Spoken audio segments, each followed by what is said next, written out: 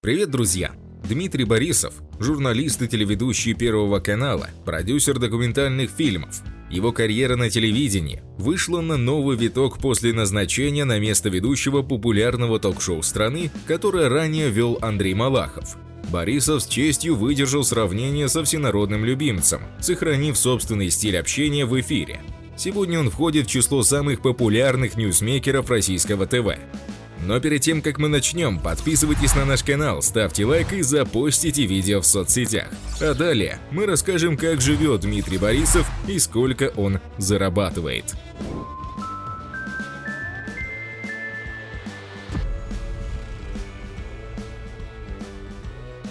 Дмитрий родился 15 августа 1985 года в украинском городе Черновцы, в семье филологов.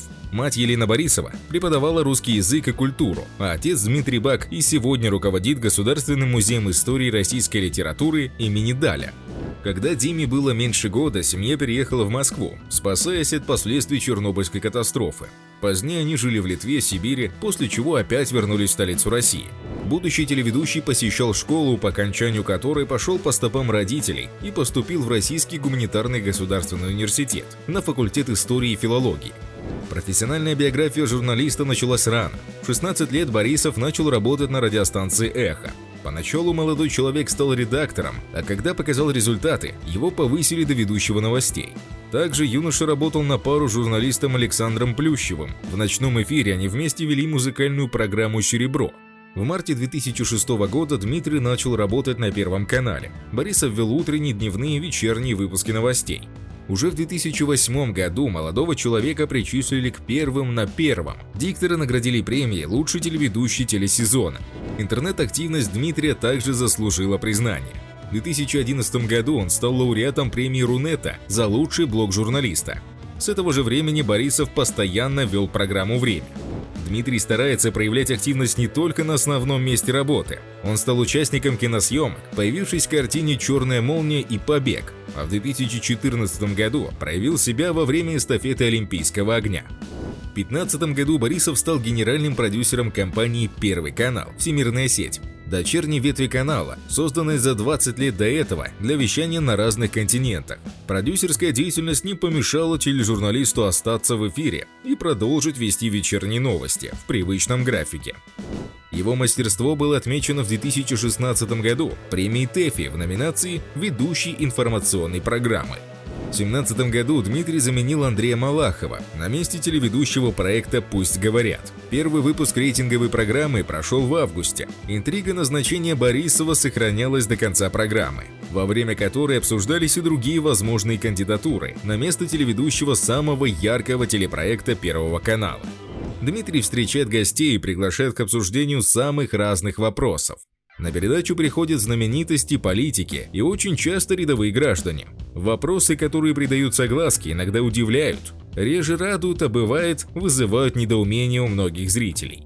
Самые различные люди, не стесняясь, излагают подробности личной жизни, приглашают репортеров в свое жилье, скандалят, доходит и до рукоприкладства. Интеллигентность у Дмитрия в крови, и неудивительно, что он сдержанно реагирует на происходящее в студии. При этом нельзя сказать, что ведущий отстранен от обсуждаемых вопросов. Вовсе нет.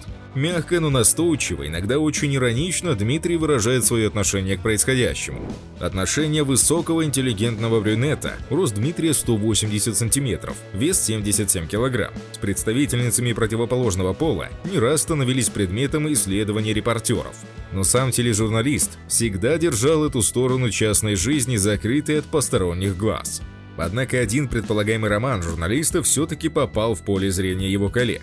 Речь идет об отношениях Дмитрия Борисова и Юлии Савичевой. Молодые люди познакомились на радио «Эхо Москвы» в 2009 году, после чего часто выходили вместе в свет. По сообщению прессы, молодые люди едва ли не собирались заключить брак.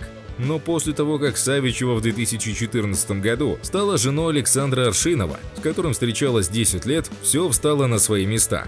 Юлия и Дмитрий всегда поддерживали только дружеские отношения. Сам журналист не распространяется о частной жизни и не комментирует публикации желтой прессы. Известно только, что сегодня Борисов не женат и у него нет детей. Помимо основного места работы, с осени 2018 года Дмитрий начал вести в эфире Первого канала еще одно телешоу, которое получило название «Эксклюзив». Передача посвящена тайным и неизвестным фактам из жизни селебрити. Шоу выходит в вечернее время по субботам. Чаще всего знаменитости, как только начинают зарабатывать более или менее приличные деньги, то сразу строят себе дома с огромными заборами, которые внутри выглядят как музей. Исключений очень мало. Но есть известные люди, которые продолжают жить в скромном жилье или покупают свою квартиру, но не пытаются из нее сделать мини-эрмитаж. Ведущий программы «Пусть говорят» как раз из таких. Он свою личную жизнь не афиширует, свое жилье старается нигде не показывать, но иногда детали интерьера его квартиры попадают в кадр во время прямых включений по скайпу и зуму.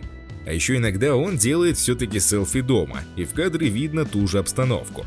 И она более чем скромная. Канал «Нам и не снилось» собрал кадры, на которых видно его жилье. Чаще всего в кадр попадает кухня Борисова. Именно на ней он общается по скайпу. И кухня, очень простая. Судя по размерам, хрущевская. На кухне стоит неплохая стиральная машинка, современная микроволновка и телевизор. Штор на кухне у Борисова нет, вместо них жалюзи. Обычно такое решение выбирают для квартир на первых этажах, поскольку окна почти всегда приходится держать закрытыми. А на стене очень милая плитка с рисунком. В остальных комнатах Борисов реже делает фото и вещает по скайпу. Но можно предположить, что это гостиная или даже более вероятно спальня. Подушки с рисунками и логотипами, связанными с любимой работой. Календарь и акустическая система.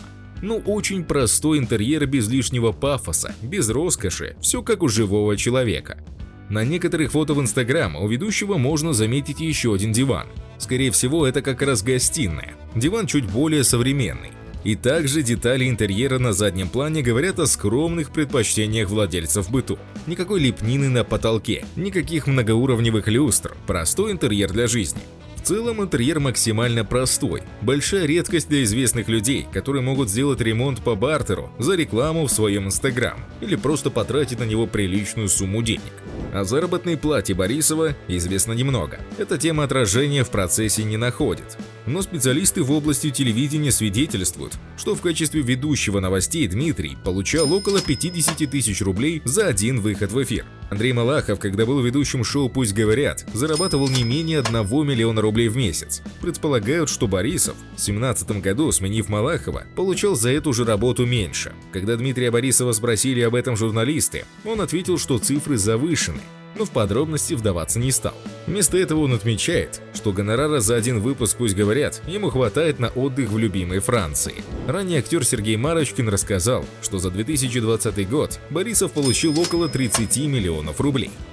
Ну а если вам понравилось видео и вы еще не подписались, то подписывайтесь прямо сейчас и запостите видео в соцсетях. В следующих выпусках будет много интересного. До скорых встреч. Пока!